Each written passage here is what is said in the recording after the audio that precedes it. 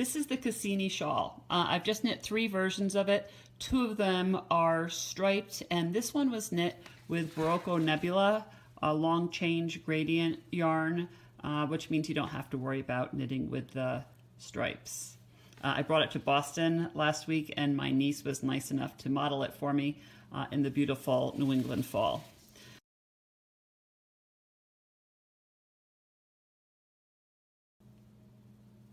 This is the cast on edge. It starts with just 6 stitches here. This is actually the beginning. Because we use a pretty, let me get a lighter color here for you, edge here, it's kind of a knotted edge. We needed to start with a knotted looking cast on, which is why we use the resilient cast on. You can see right away the showy line runs along this edge here, right? And then stitches are added on the right side for shaping purposes. The entire shawl is also knit on the bias, so you can see it's leaning from left to right. That is worked on wrong side rows with a knit 2 together on this side and a yarn over on this side. So there are 2 types of shaping going on. On the wrong sides, we have the bias shaping, and on the right side, here on this edge, right, we knit 1 into the front and back of that yarn over, which gives us the shaping.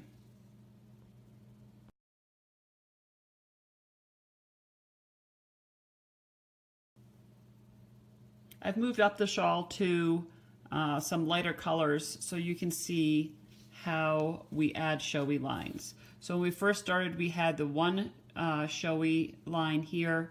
As soon as there are enough stitches added through that increase on the right side row, and that means there are 14 stitches to the this side of the purl. Here's the showy line, right, which on the wrong side is a slip 1, purl 1. When there are 14 stitches left on this side, on the wrong side row, you're going to start a new line by adding a slip stitch.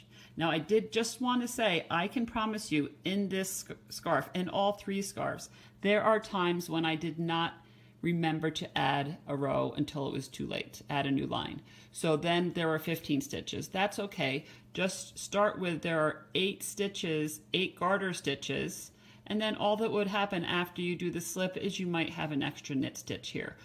This is a very forgiving pattern. Don't let it drive you crazy.